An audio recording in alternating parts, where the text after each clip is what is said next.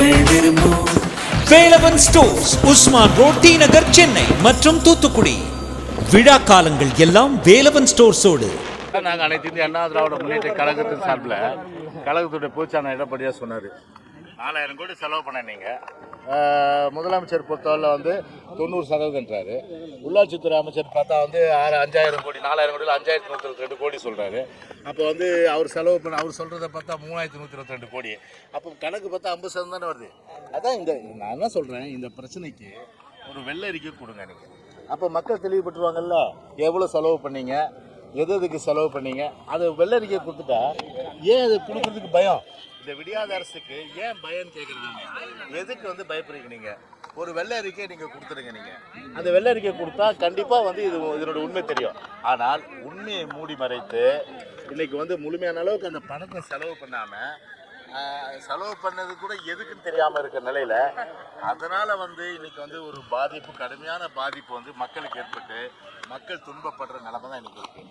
அதே போல் தென் மாவட்டங்களில் வாய்க்கால் குளங்கள் எல்லாம் தூர்வாரி அது முறையாக வந்து செப்பனிட்டு அதன் அடிப்படையில் வந்து செலவு பண்ணியிருந்த பணத்தை பல இடங்களில் வந்து தண்ணீர் தேங்கி இருக்காது, ஹெலிகாப்டரில் வந்து போய் சாப்பாடு போடுற நிலைமை இருக்காது. கிட்டத்தட்ட பல பேர் செத்துருக்காங்க இன்றைக்கி. ஸோ இதுக்கெல்லாம் வந்து இந்த திமுக அரசு, விடியாத அரசு வந்து கண்டிப்பாக பொறுப்பேற்க வேண்டிய ஒரு கட்டாயம் இருக்குது. எனவே நாங்கள் சொன்னது தான் இன்றைக்கி திருமதி நிர்மலா சீதாராமன் அதே கருத்தை சொல்லியிருக்காங்க. அதில் இதுக்கெல்லாம் பதில் வந்து பார்த்தீங்கன்னா வெள்ளரி கொடுங்க. ரெண்டாவது, ஒரு அரசியலில் வந்து ஒரு நாகரிகம் வேணும்.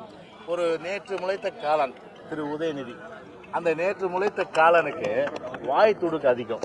வாய் துடுக்கு அதிகன்றதுனால வாய்க்கு வந்தபடி பேசக்கூடாது. எனவே ஒரு பொறுப்பாக வந்து கருத்துக்களை சொல்லும். அந்த சொல்கிற வந்து ஒரு பக்குவம் இல்லாத ஒரு அரசியல் வந்துன்னா திரு உதயநிதி தான். எல்லாத்த வாயை கொடுத்து வம்பல மாட்டுறது. இப்போ திருமதி நிர்மலா சீதாராமன் சொன்ன ஒன்றா, நான் அந்த மாதிரிலாம் சொல்லவே இல்லைங்க. நான் வந்து ஒன்றிய அரசு தாராளமாக நிதி கொடுக்குன்னு தான் சொன்னேன். ஏன் வந்து சொல்லிட்டு வாங்கி கிடைக்கிறீங்க? இதே தான் நாங்கள் முன்னாடி அவர் சொல்லுங்க, திருமதி நிர்மலா சீதாராமன் சொல்கிறதுக்கு முன்னாடி அனைத்து இந்திய அண்ணா திராவிட முன்னேற்ற கழக கருத்தை நாங்கள் சொன்னோம். ஏன் இதே வந்து நான் உங்கள் அப்பன்னு கூட சொல்ல, உங்கள் அப்பா வீட்டு சொத்தா, உங்கள் அப்பா வீட்டு சொத்தா, இல்லை உங்கள் தாத்தா வீட்டு சொத்தா, திரு கருணாநிதிக்கு வந்து பேரா செலவு வைக்கிறேன்றீங்க. அதே போல் 42 கோடி ரூபா அந்த இது ஃபார்முலா 2 ரேஸு, அந்த கார் பந்தயம், அந்த கார் பந்தயத்துக்கு வந்து கிட்டத்தட்ட அவ்வளோ செலவு பண்ணி இப்போ வந்து அதை வந்து தள்ளி வச்சாச்சு. அதுக்கு 8 கோடி ரூபா போட்ட ரோடே இப்போ வந்து கொத்தி, நல்ல இருக்க ரோடையே கொத்தி அதை நாசம் பண்ணுறீங்க. எவ்வளோ பேர் இன்றைக்கி வந்து நம்முடைய அதாவது எண்ணூர் கொசத்தலை ஆற்றுல இன்றைக்கி சிபிசிஎல் அவர்கள் வந்து பார்த்திங்கன்னா கழிவு வந்து நீருக்கு வந்து அதாவது இது கச்சா எண்ணெய் அது கலந்து கிட்டத்தட்ட டன் கணக்கில் எடுத்துகிட்டு இருக்காங்க. அதனுடைய வந்து தாக்கம் வந்து கிட்டத்தட்ட பழையவர் காட்டிலேருந்து மரக்கான வரல இருக்குது. இப்போ என்ன ஒரு கருத்துனா வந்து இந்த மாதிரி வந்து ஒரு எண்ணெய் படந்துச்சு, மீன் சாப்பிடக்கூடாதுன்னு. அதனால் வந்து மீன் தாராளமாக சாப்பிட்லாம், எந்த பிரச்சனையும் இல்லை. அது வந்து பார்த்தீங்கன்னா கிட்டத்தட்ட மீன் சாப்பிட்றா நல்ல ஆரோக்கியமும் புரத சத்தம் இருக்குது, கண்ணுக்கு நல்லது, தாராளமாக சாப்பிடுங்க. இது ஒரு கருத்து சோஷியல் மீடியாவில் தவறாக வந்து பரப்பப்படுது, அது உண்மையல்ல. எனவே வந்து தாராளமாக மீன் சாப்பிடுங்க, அதில் எந்த பிரச்சனையும் இல்லை. ஒரு பக்கம் இன்றைக்கி அதே போல் அங்கே வந்து இன்றைக்கி அந்த ஒரு 8 கிராமத்துக்கு மட்டும் கிட்டத்தட்ட வந்து அவங்க எதிர்பார்த்தது என்ன, ஒரு போட் 2 லட்சம். அந்த 2 லட்சத்துக்கு முழுமையாக யூஸ் பண்ண முடியாது. அது வந்து ஃபுல் டேமேஜ் எது இருக்குது அதுக்கு 2 லட்சம் கொடுத்துட்டு போங்க, பார்ஷியல் டேமேஜ் இருக்குது 1 லட்சம் கொடுத்துட்டு போங்க. போட்டுக்கு வந்து கிட்டத்தட்ட 10,000 ரூபா. வலைக்கு எவ்வளோ கொடுக்குறாங்க, குடும்பத்துக்கு எவ்வளோ கொடுக்குறாங்க, 12,000 ரூபா. அப்போது எப்படி இது கட்டுப்படி ஆகும்? வலையை பொறுத்தவரையில் கிட்டத்தட்ட பார்த்தீங்கன்னா 5 லட்சம் 7 லட்சம் வலை. வலை எது ஃபுல் டேமேஜ் ஆனால் 7 லட்சம் கொடுத்துட்டு போங்க, 5 லட்சம் கொடுத்துட்டு போங்க, போட் டேமேஜ் ஆனால் கொடுத்துட்டு போங்க. ஸோ அந்த நிவாரணம் வந்து அறிவித்தது போதாது. அதுவும் பார்த்தீங்கன்னா எல்லாருக்கும் கொடுக்கல. அதனால் இன்றைக்கி வந்து மீனூரில் இறங்கி போட்டுட்டு இருக்காங்க. அதனால் படகுக்கு 2 லட்சம் ரூபாயும், அதே போல் வலைகளுக்கு அது கிட்டத்தட்ட 7 லட்ச ரூபா. வலை உள்ள ஒரு 5 லட்ச ரூபா கொடுத்தா தான் கண்டிப்பாக அவர் வந்து வாழ்வாதாரம் மேம்படுற வகையில் திருப்பி அவங்க தொழில் போக முடியும். அதனால் அந்த தொழில் போக முடியாத நிலைக்கு இன்றைக்கி இந்த விடியாத அரசு தள்ளிட்டு இன்றைக்கி அதுவும் இல்லாமல் கிட்டத்தட்ட சிபிசிஎல் அரசு வந்து கொடுத்துருக்கு. ஆனால் சிபிசிஎல்லையே வந்து அரசு வந்து நிர்பந்தப்படுத்தி இன்றைக்கி கொடுக்கல. இன்றைக்கி சிபிசிஎல்லோட இன்றைக்கி வந்து அண்டர்ஸ்டாண்டிங்காக அந்த அரசாங்கத்துக்கு புரிந்துணர்வா சிபிசிஎல்லோட. எனவே சிபிசிஎல் பொறுத்தவரையில் வந்து கோடிக்கணக்கான லாபம், அவங்களுக்கு ஒன்றும் பணத்துக்கு பஞ்சம் கிடையாது. சிபிசிஎல் வருஷத்துக்கு பார்த்தா கோடிக்கணக்கான ரூபாய் லாபம் ஈட்டுற ஒரு நிறுவனம். அந்த நிறுவனம் ஒரு 300 கோடி ரூபா கொடுத்துட்டு போயிட்டோம். நாங்கள் வந்து கப்பல் வந்து எண்ணெய் கலந்ததுனால 200 கோடி ரூபா வாங்கி தரல. அது மாதிரி ஒரு 200-300 கோடி ரூபா வாங்கி கொடுத்து அதன் அடிப்படையில் மீனவர்களுக்கு வந்து கூட்டுறவு சங்க உறுப்பினர்களுக்கு ஒவ்வொருத்தருக்கும் கொடுக்குறது அது என்ன கஷ்டம்னு கேட்குறேன்.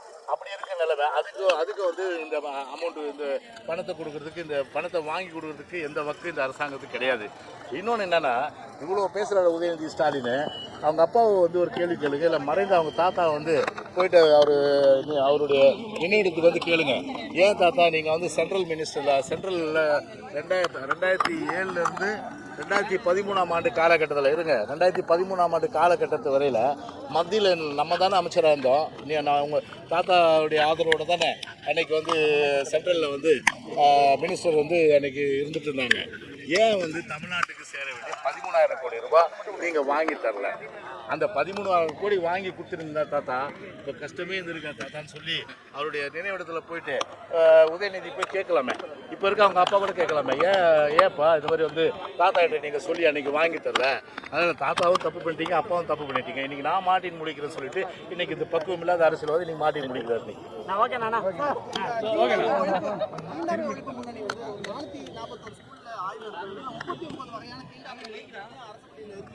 இதுங்க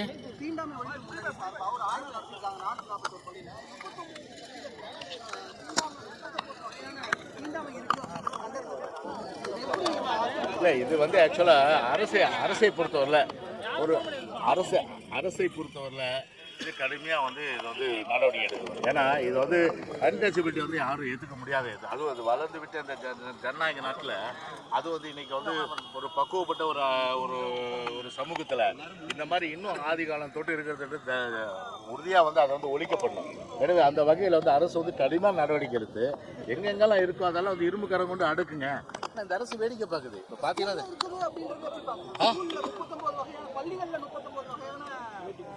என்னங்க ஆமாம்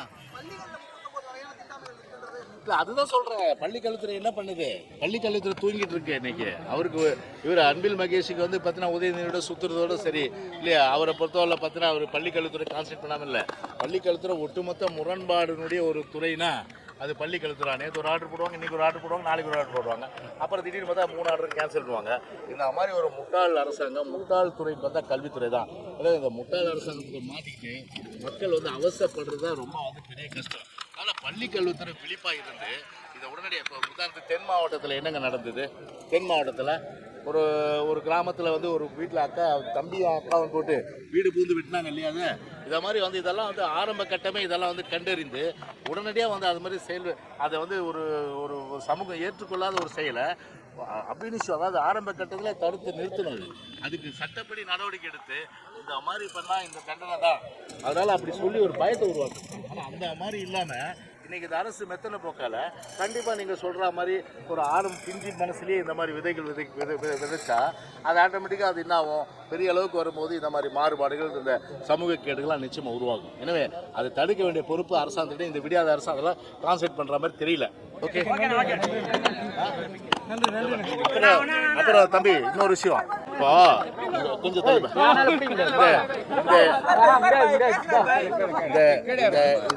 இந்த விடியாத அரசு பொறுப்பேற்ற பிறகு ஆண்டுக்கு 1 லட்சம் போஸ்டிங்கு 5 லட்சம் பேரை போடுவோம். இன்றைக்கும் 3 லட்சம் போஸ்ட் காலியாக இருக்குது. டிஎன்பிசியில் பார்த்தீங்கன்னா அந்த தேர்வுகள் எதிர்பார்க்கிறத விட குறைவு தான். பார்த்தீங்கன்னா கிட்டத்தட்ட வேகன்சி எவ்வளோ இருக்குது, ஆனால் கிட்டத்தட்ட 2000, 3000, 4000 இப்படி வந்து சொற்ப அளவு தான் இன்றைக்கி வந்து அந்த வேகன்சி வந்து ஃபில்அப் பண்ணப்படுது. அதில் 1 லட்சம் பேர் ஃபில்அப் பண்ணுறீங்களே, அது 5 லட்சம் பேர் போட்டு விடுங்க, அது என்ன கஷ்டம், தேர்தல் வாக்குறுதி மட்டும் கொடுத்தீங்களே. இப்போ வந்து இப்போ புதிய வகை கொரோனா, அதான் JN1 இது ஸ்ப்ரெட் ஆகிட்டு இருக்கு இப்போ இந்தியா ஃபுல்லாக. இப்போது மருத்துவருடைய அவசியம் கட்டாயம், அவசியம் கட்டாயம்னு சொல்லும்போது ஒரு MRB மூலமாக தேர்வு எழுதியிருக்காங்க. இன்னும் அவங்களுக்கு வந்து ரிசல்ட் போடல. இல்லை, கிட்டத்தட்ட 1100 பேருக்கு உண்டான வேக்கன்சி கிரியேட் பண்ணிவிட்டு 1100 வேக்கன்சி கிரியேட் பண்ணிட்டு மட்டும் அதுக்கு போடாமல் இப்போ ரைட் டு இன்ஃபர்மேஷன் ஆக்டில் அந்த டாக்டர்ஸே வந்து ஒரு இது வாங்கியிருக்காங்க. அதில் பார்த்தா இந்த டேட் வரலாம் வந்த டாக்டர்ஸுடைய வேக்கன்சி பார்த்தீங்கன்னா கிட்டத்தட்ட வந்து ஒரு 1800 வேக்கன்சி இருக்குது. அது 1800 வேக்கன்சிக்கு ஏற்கனவே 1000க்கு கால்ஃபர் பண்ணது, திருப்பியும் ஒரு 700 பேரை சேர்த்து மொத்தம் 1800 பேராக இந்த மருத்துவர்களை வந்து நியமனம் செய்யணும். அது இந்த MRB வந்து இன்னும் நியமனம் செய்யலை. இப்போ இங்கே சொல்கிற இங்கே நீங்கள் கேட்ட கேள்விக்கு அனைத்து இந்திய அண்ணா திராவிட முன்னேற்றத்தின் குரலாக இங்கே நான் சொல்கிறேன், செவிடன் காதில் ஒலிக்க வேண்டியது ஒலிக்குமா? நடக்க வேண்டியது நடக்குமா? நடக்கும் அப்படின்னு அதை இப்போ இது மருத்துவர்களை பொறுத்தவரை இன்றைக்கி வந்து ஒரு பெரிய எதிர்பார்ப்பில் வேலை வாய்ப்பு கிடைக்கின்ற எதிர்பார்ப்பில் இருக்கிற நிலையில் இன்றைக்கி வந்து செவிடன் காதில் ஊதின சங்கா மாறிடக்கூடாது. அதில் உடனே நடவடிக்கை வேண்டியது அரசுடைய பொறுப்பு. ஓகே,